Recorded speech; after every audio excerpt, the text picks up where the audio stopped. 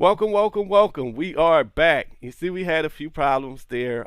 Everything should be bouncing around now. Let me know if the sound is okay. I'm going to assume that it is. I'm going to assume that the sound is okay. I believe the sound is okay. And I'm just, I'm praying also that the sound is okay. So y'all should be able to, you should be able to hear me.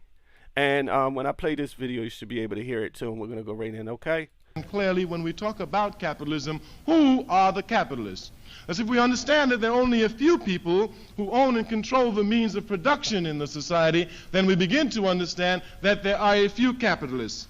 And these capitalists exploit everybody because everybody works for them. Everybody sells their labor to them. It is by selling your labor to a capitalist that he's really able to exploit you. Instead of going through theories, let me give some direct examples. Let's say that I'm a capitalist. And let's say that I sell shirts. I sell shirts. I have a shirt factory. Let's say this is my factory. I own it. The machinery. I have a place where I get cotton. Now, I own it. I'm the capitalist. Let's say you are my workers. You are my workers. You don't know me. You never see me. You see my lackeys, maybe my foreman, but you never see me. Now, let's say it costs me 50 cents for cotton for every shirt I make. And let's say it costs me 50 I'm afraid there's a bit of an echo. Maybe my foreman, but you never see me. Now, let's say it costs me 50 cents for cotton. Could you mute the background or turn it down a little bit? It's just coming through on this end.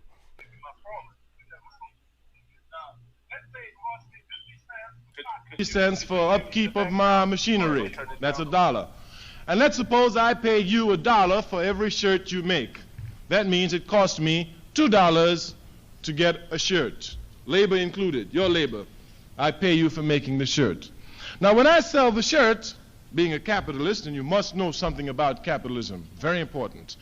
The sole motivating force in a capitalist society is profit. Profit. That is the sole motivating force. Profit. Get money. Get it. Get it as fast as you can. Get it any way you can, but get it. Just get it. Just get it. And even in the African community, it affects us here in this country because Africans, those of us living in America, those of us born in America, we are imbued with the philosophy of capitalism, and sometimes we don't even recognize it. Thus, you find brothers and sisters even selling dope to their brothers and sisters to make money. Again, because we're imbued with the philosophy of get some money. Ain't nothing wrong to kill for money. Hell, your country is napalming for money. You can certainly kill for some money. All right, just get it. Just get it. It's the overall philosophy. When we talk about revolution, we must talk about changing values.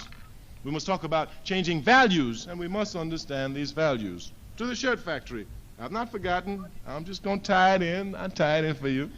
I'll tie it in.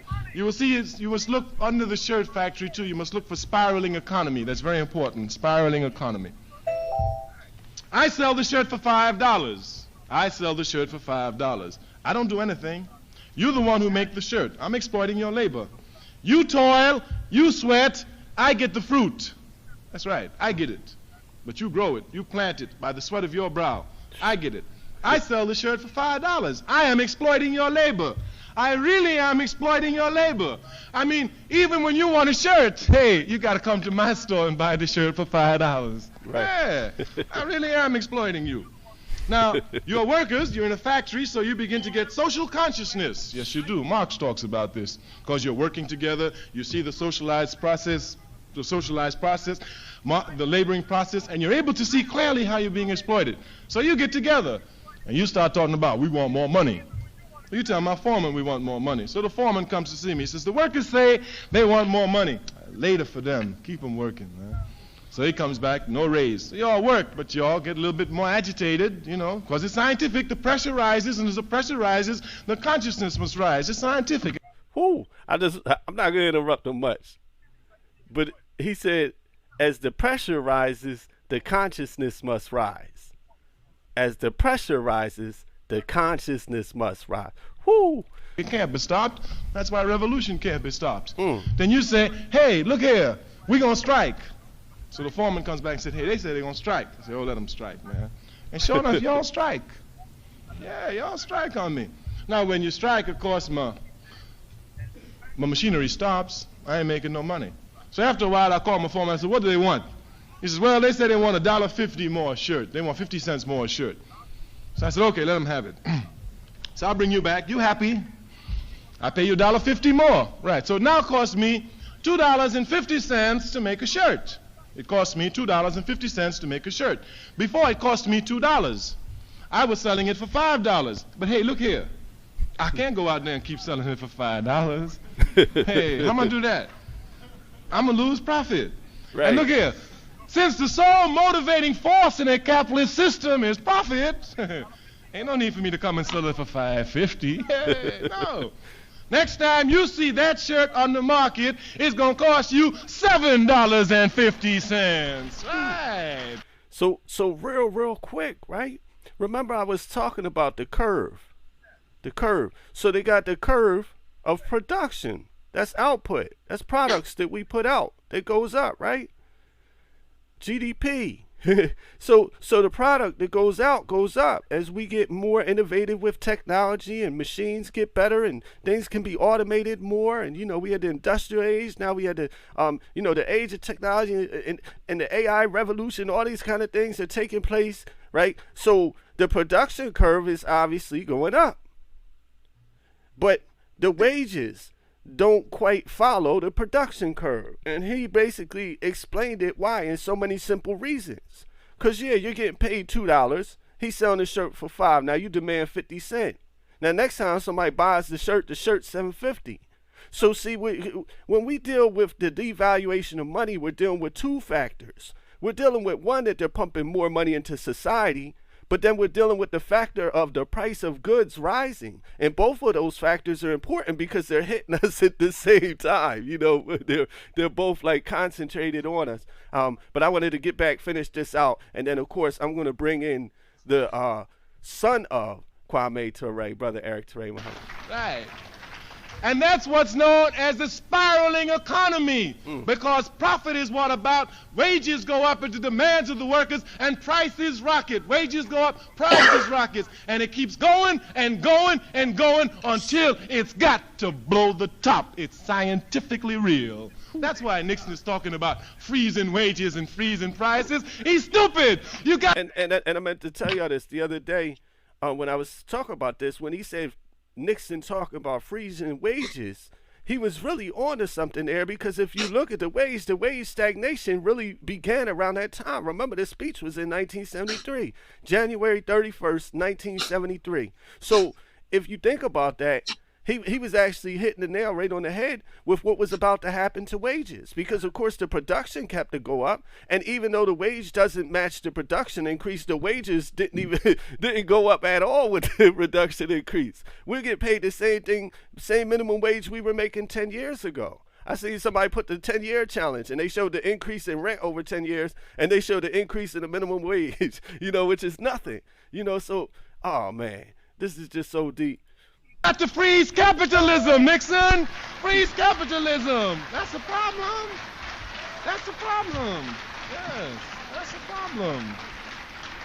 You must understand these concepts, because once you begin to understand them and master them, you will see the inevitability of revolution. Not only the inevitability of revolution, but you will see the inevitability of victory for the struggling masses around the world once you understand the scientific principles of revolution. and that's all I got for y'all today, people. But without further, Brother Eric Ture Muhammad, come on in, sir. It's such an honor to have you two on this platform. I want to tell you, man, I'm so grateful. Ready for Revolution. Once again, it's an honor to be here with you and everyone else. All of our wealth builders, once again, we say, ah-ooh. Ah-ooh. So, one thing I was talking about is at the end of that, he said, we got to get rid of capitalism. And the reason I said was talk about the evolution of the revolution is because it seems like, one thing that, an old motto was that if you can't beat them, join them.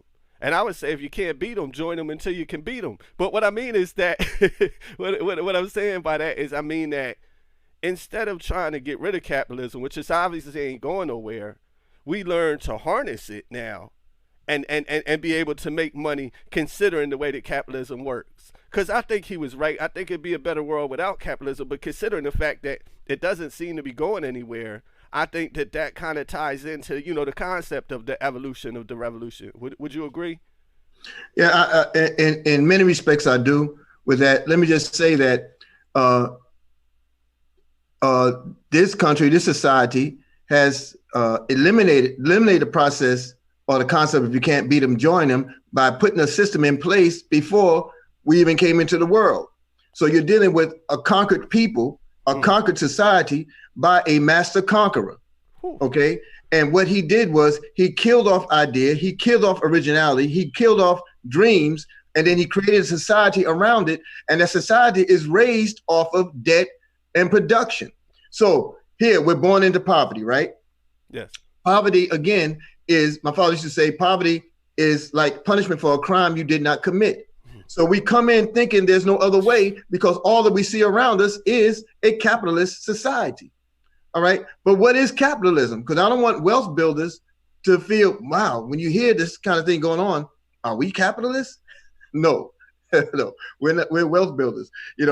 Capitalism is an economic and political platform, it's a system, all right, which a country trades and trade and industry are controlled. That's the system, okay? And it's controlled by private owners for profit. Right. That's the point that Baba made in that conversation, that treatise. So that's what it is, okay? So if you're not the manufacturer, if you're not the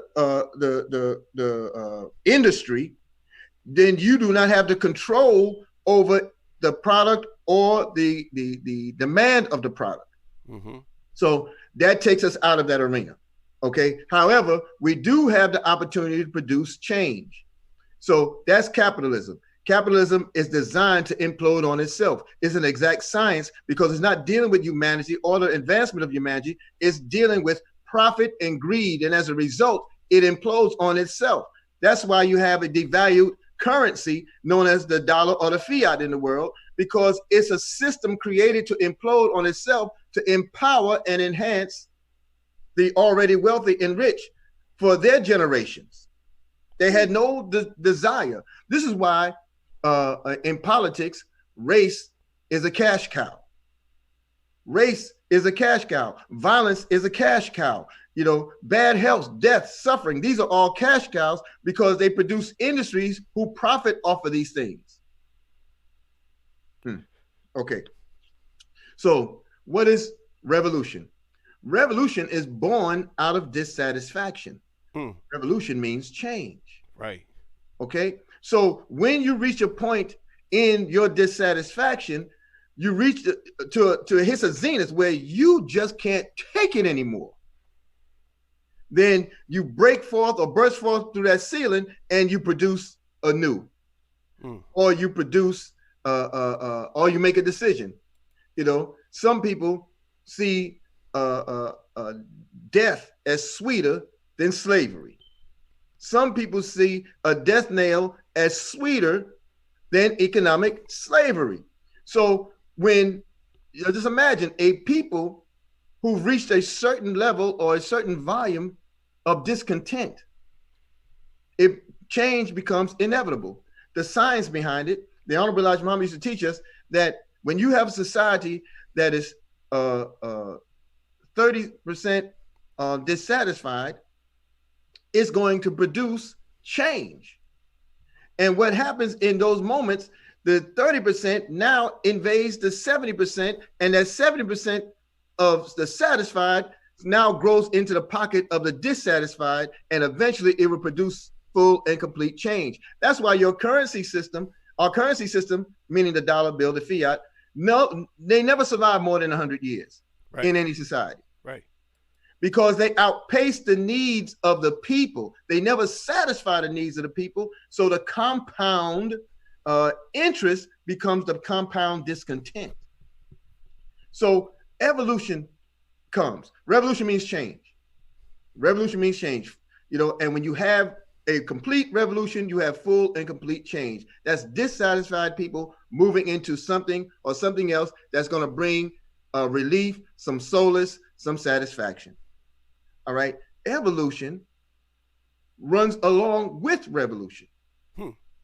Evolution is change over time, over several generations, okay? And it's based on the idea that all populations will gradually relate to one another and change over time.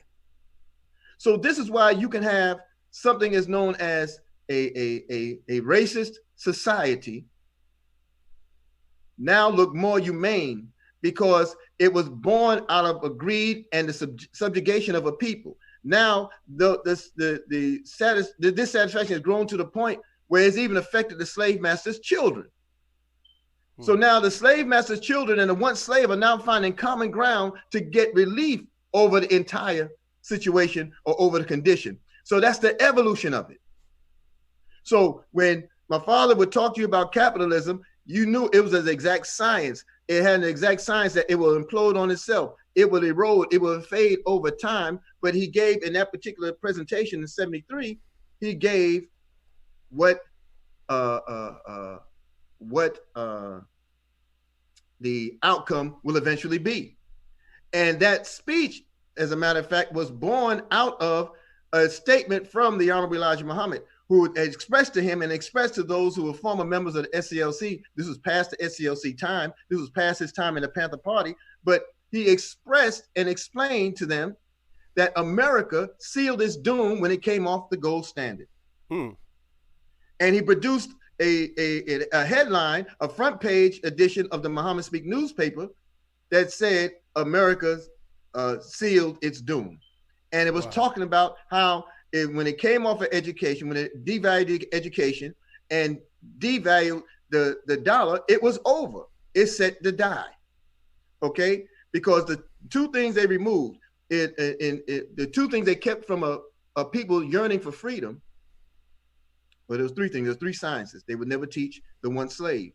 One was the science of business. One was the science of mating or breeding. And the third was the science of warfare. They ratified all this in the emergence of Howard University. They said, we can't let them develop themselves to the point that they'll learn and remember us for what we did. That was ratified in the Congress.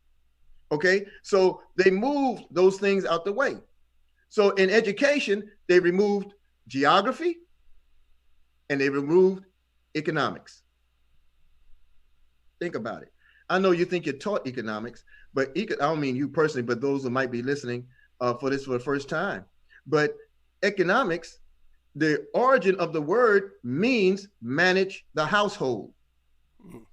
It wasn't the government's job to manage the household. It was the individuals within the household to manage. That's why when some of us came through school, we had home economics in class. Right. I remember. We learned how to cook, clean, sew. And then we had workshops that were combined with that, teaching factory work, how to work with your hands, what was done with metals, what was done, how can you bend metal, how can you sand wood, how can you create fabrics and materials. All that was a part of developing the natural development of a society and a people within society to sustain themselves and be independent. This society cannot survive off of independent people. We were brought here as slaves to be and made dependent. We were born into poverty in general society to remain dependent. And we were given a note instead of gold. So the note speaks to debt. Your car note, your house note, the Federal Reserve note, which you call a dollar, all of it speaks to debt. But in the clip that you played, when he gave the shirt story, the manufacturing story, you find that all and through everything that goes on today. You have workers' strikes. You have people who walk off of jobs. You have people dissatisfied with wages. They don't say, okay, go for self, do something for yourself. No, they say, okay, what do you want? They want you to get so frustrated and so tired and fall so in need of having to come back to the job because you have not produced a sustainable economy within your own home. So then they'll give you what you're asking for, and what you're asking for is so minimal, they were already going to give it to you before you went on strike. They just needed you to create that psychology of dependency on the job, dependency on the trade, dependency on the industry or the corporation. Wow. That's what bailouts are all about. So you bail out the banks, you bail out the auto industry. Why? Because you had to create a level of dependency to make people feel secure in their choice, which really wasn't their choice. It's a system that's designed to trick you. Right. Right. Okay. So that comes about. So now, then they still punish you. It's not enough that you say, look, I want the wage, and they'll say, okay, we'll give you the wage, and then you come back to work and everything's hunky-dory. No, that same shirt now, like you noted, is now, there's no longer $5, and now $7.50. They do a poetic type of retaliation. Right. Right. You know? And then, and one thing I want to include real quick is interesting, like he said, that you, as one of the people that prints the shirts, you still got to come to the shirt and buy the shirt for $7.50. So as your wages went up 50 cents, you got to spend more than the 50 cents you gained to now buy that same shirt. See, so the price on your own goods that your own boss or factory puts out, and they're doing that to Walmart employees right now. Do you know that Walmart get an employee discount but have to pay tax on the discount? Oh yeah, yeah. Oh yeah. This is so people Walmart actually this year collected goods as a food drive for its employees to have Christmas dinner. I mean, it's a nice gesture, but it's also making a statement. It's making a statement that employees, human employees especially, are not cared about. And the reason that is because these factories rather switch over to robots anyway. The technology already exists. They just need the money. When they can do the upgrades, it's over. You see the kiosks popping up. The only reason they weren't all there from the beginning, it costs money to install them. You talk about all around the world. Millions, hundreds, billions, whatever. And it's like, it takes time to implement this technology. I believe part of that tax cut that the president or whatever he is did last year, for those big corporations was to help them to implement this new technology. So I'm just saying, like, they don't care about us. They didn't care about us when humans were the only dependents of labor. So why do you think that they're going to care about us when humans as laborers is actually on its way out? It's just the evolution of production doesn't include humans anymore. And so, I mean, job security is just not safe, and your boss doesn't care about you, and it's important to find a way around this. And I just wanted to clear or help clarify something that we were talking about earlier when I mentioned capitalism. I wasn't necessarily suggesting that we're capitalists. I'm just saying that we're learning how to harness the power of a capitalist society. Because of course that's not my personal philosophy is capitalism for sure. But I think one thing is, by us harnessing the power of this system and learning it, we can be in position to create real change. And that's what absolutely. We need. We need a bunch of wealthy people. You want to have, one thing that people that did want to have a revolution knew is they knew you had to be good at fundraising. They knew that a revolution took money. Now the whole thing is, what about if the revolution is a coup? What I mean is, if enough people that have it in their heart for true change inherit this kind of wealth, the revolution happened without anything happening at all, except a bunch of decent people making a great decision. That's where the evolution of it comes in. See, because it's over time that we learned that we've been tricked, fooled, bamboozled, hoodwinked. All those superlatives of the great trick or the great illusion have now come into play. So every people on the earth has experienced this veil. And now there's a piercing of the veil. There's a chink in the armor. They understand that now America and the Western powers, they are not invincible. It was discovered because now you're pumping billions of dollars a day. I'm talking about the Fed into the banks. If one branch of a bank defaults, the entire banking system defaults. So they have to, I'm talking about the commercial bank. So they have to put the money there because by law, by their own decree, they have to open their doors with a cash reserve. So they have to continue to print because the monies aren't going anywhere. Listen, the inflation is so severe, people have money and not even going out to shop with it because they don't have enough of it to shop. So the reserve that you're looking for in exchange through the stores and the stores depositing in the banks, that's not there because the price point is so high, it's out of reach for those who have the money to exchange. Wow. So the one thing that you showed illuminated rather in that clip from my father is that, okay, yeah, now the shirt is $7.50. Okay, you're saying I'll show them. I'm going to produce the shirt. I'm going to put an unnecessary price hike on it. Plus, I'm going to put the 50 cents on it because that's what they asked for. This is what they deserve. But what it also does, now you said, hey, now the very same worker can't even get the shirt without, they have to now also pay $7.50. But it's even worse. What is also done is increase the cost of living for the worker. You see, so now all these things, all these price hikes, all these things that, you know, you cited Walmart. When Katrina came, I had several family members that were literally buried in Mississippi, underwater, where floating bellies of infants were found who had died in the storms, and they had it cut off. FEMA came and drew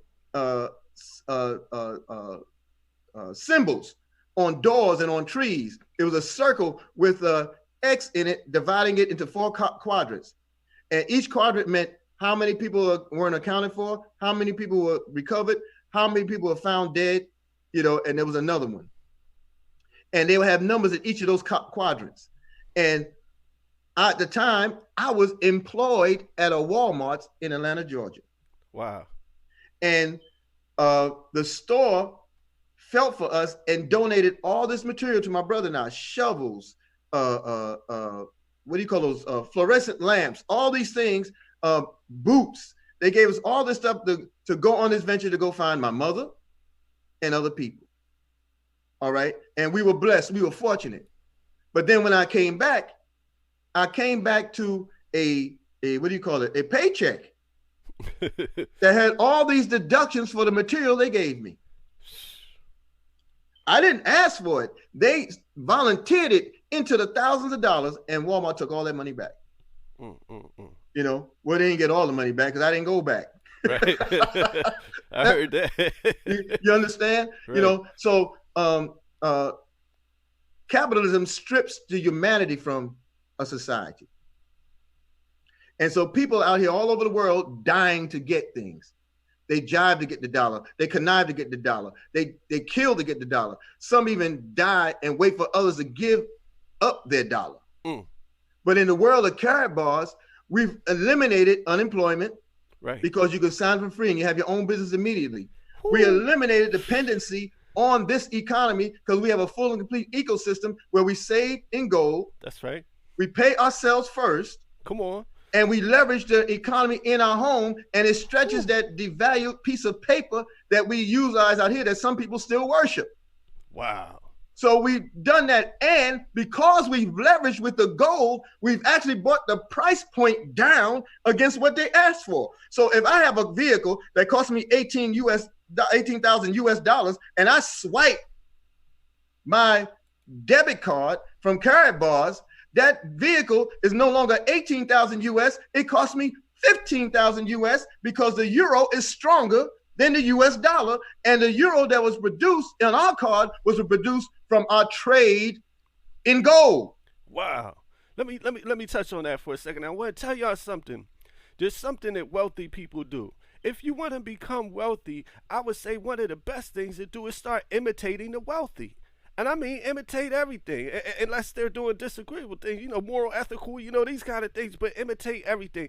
And let's look at how Karatbars puts us in position to do what mostly all the wealthy are doing. All the 1% are doing a few things. One thing they do, and you hear about this in movies, you may not know much about it before Karatbars, but an offshore bank account, right? Some kind of way of putting your money safely outside the United States. All wealthy people have stuff offshore. All politicians, you know, from come on, we know that, but we don't know how to open that up. Do you know how to open up an offshore bank account without the help of Karatbars? This is what I'm saying. They give us that.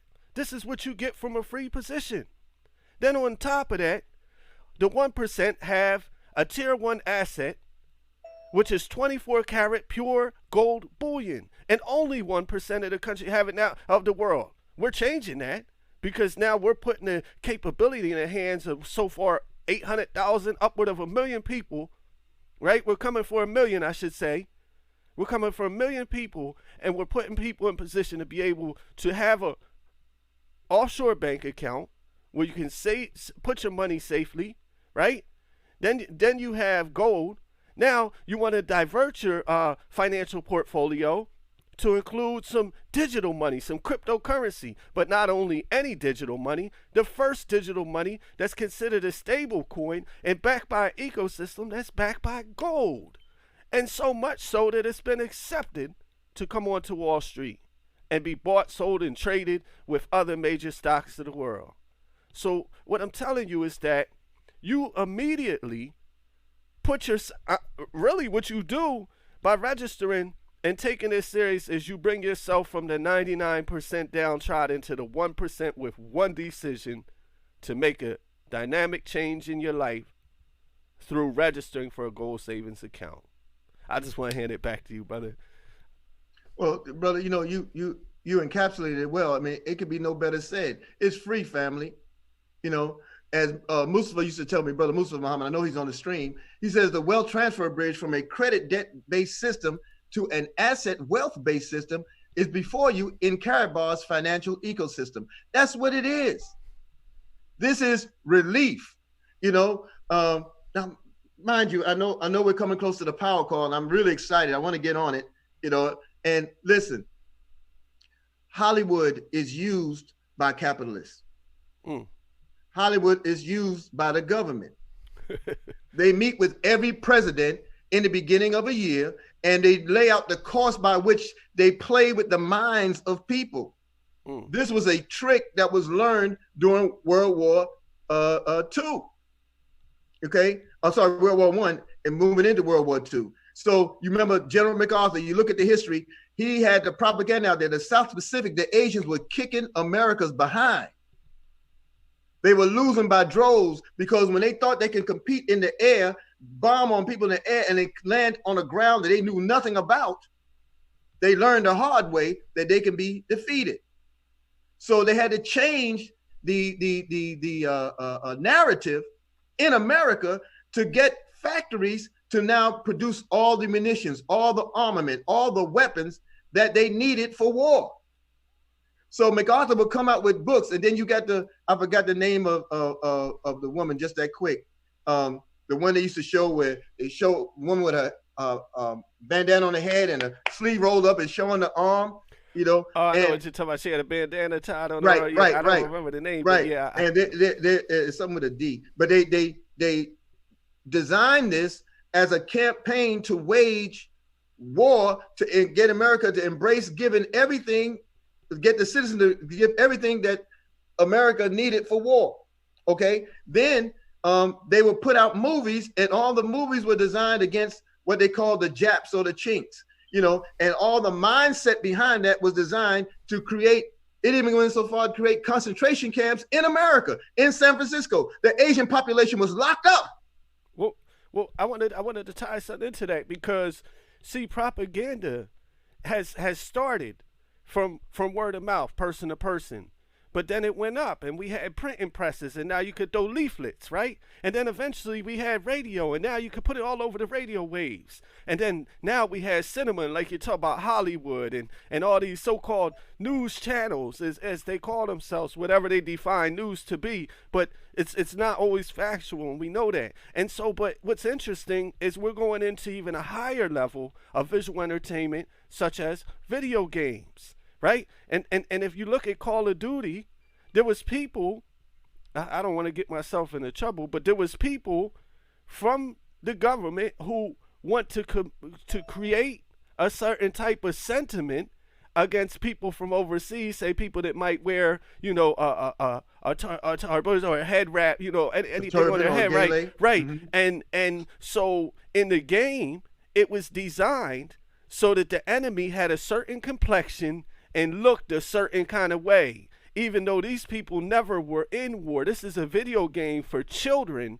to start creating To hate and subliminally to start suggest- shooting down people of to a certain subliminally suggest and complexion of a target. people dress. Right, Yeah. right. And so this stuff is even integrated into the video games. And I just suggest that people be careful with that too. Watch what your son or daughter is playing. Be interested in the video games, because video games are not just there for entertainment.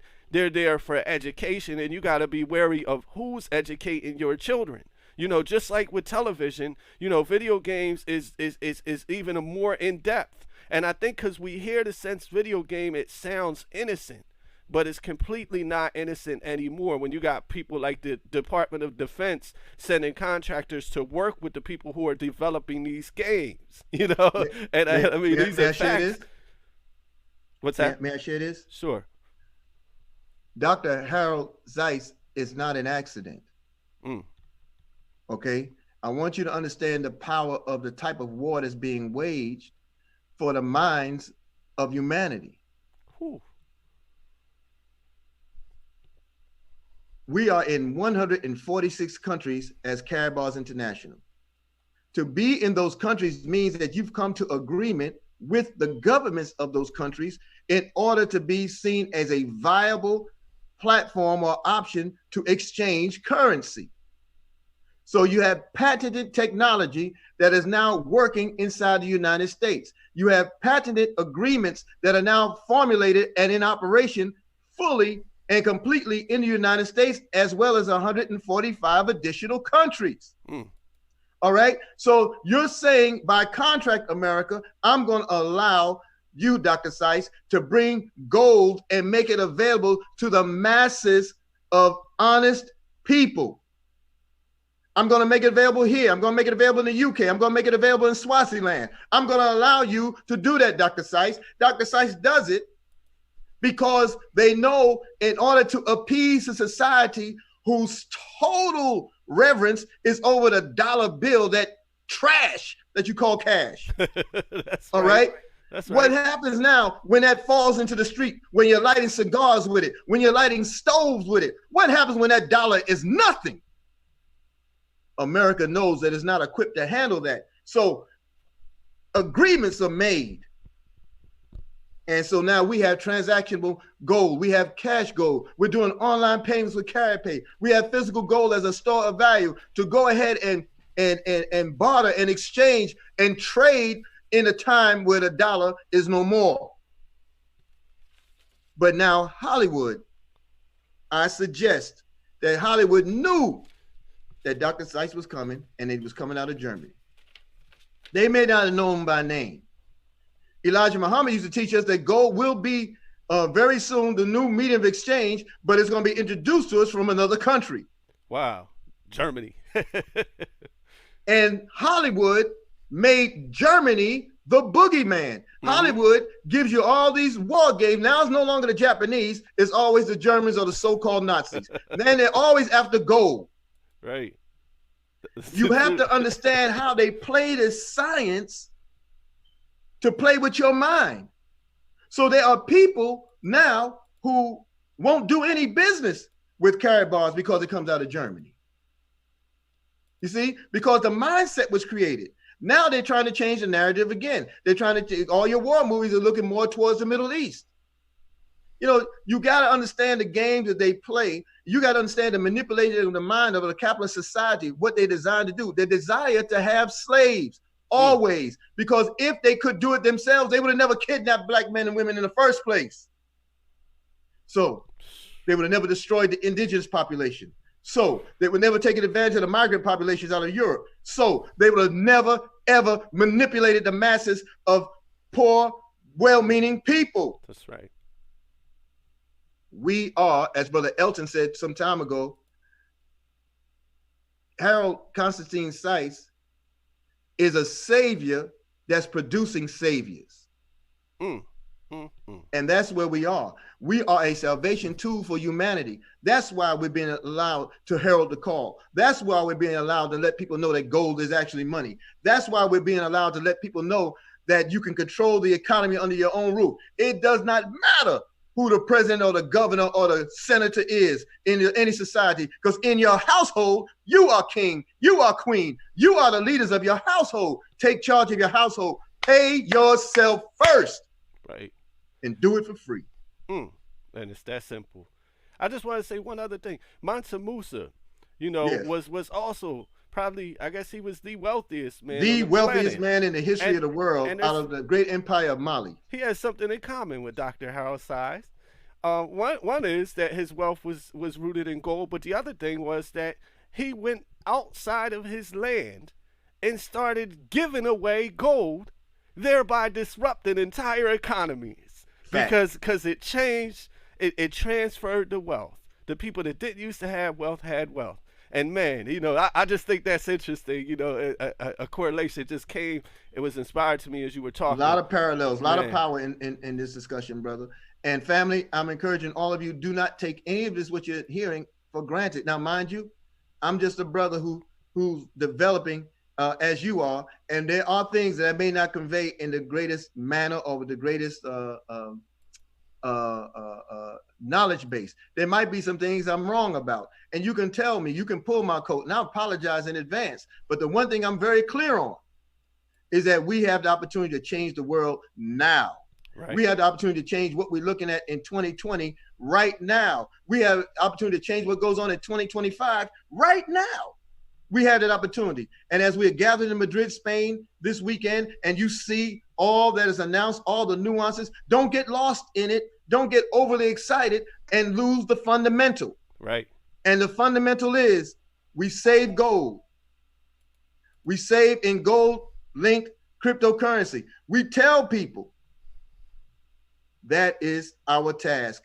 And lastly, if I can say, Brother Khonsu, along with thanking you for this opportunity to share, make a list of everybody you know, family, and go to them and introduce the opportunity, because that list is the distance between where you are now and where you want to be. Because it's not about, in the beginning, everybody that you know, knowing about the opportunity.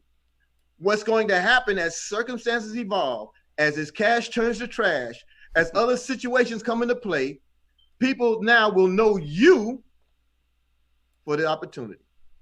That's what you're looking to achieve. You want residual income for a lifetime? Feed the people, plant the seed, and be ready to reap the harvest. Man, and I couldn't have said it any better. In fact, I'm just going to let it go there, guys. You know what time it is. It's about time for that power call, so tune in. Music starts 10:30. Call starts at 10:45. You do not want to be late for that pre-call. Always carefully handpicked by the moderators who really put a lot of time into this, and I'm learning more about that as I'm, you know, enabled to have such an amazing privilege. It is also a task. So I want everybody to tune into this power call this morning. So it comes on 10:45 Eastern Standard Time. Many times people share it on Facebook, particularly Tanisha Glaspie. And if you need a link, please hit me up. So besides that, I think we're pretty good. Oh yeah, there's one last thing. So after me and Brother Eric Ture get off of here, I'm gonna go ahead and put a flyer up there for an event that him and Mr. Rodney Berger have. I believe that's this Saturday, right? Yes, sir. Yes, sir. This Saturday at 2 p.m. Okay, so at 2 p.m. Atlanta, Georgia, Palmetto, Georgia. Okay, yeah. So all the details will be on the flyer. This is something you do not want to miss. I wish I was close to see these two brothers together. I'm like, dang, Rodney Berger and Eric Ture. Woo! Who put this together? Whoever coordinated that event, I'd like to give them a big shout out to. That's an amazing combination of personalities, knowledge, experience, and wisdom. And this event you don't want to miss. So after we get off of here, just stay tuned. I'm going to go ahead and post that flyer for y'all. Matter of fact, I'll go ahead and put it on now. As far as me and Brother Eric Ture go, we're about to get off here and get ready for the power call, because this is not the power call. This is definitely not a substitute. This is only the pre-power call warm-up show. My name is Khonsu Hotep Atum. This is Eric Ture Muhammad, and I like to say Wadu and Ah-oo. Oh.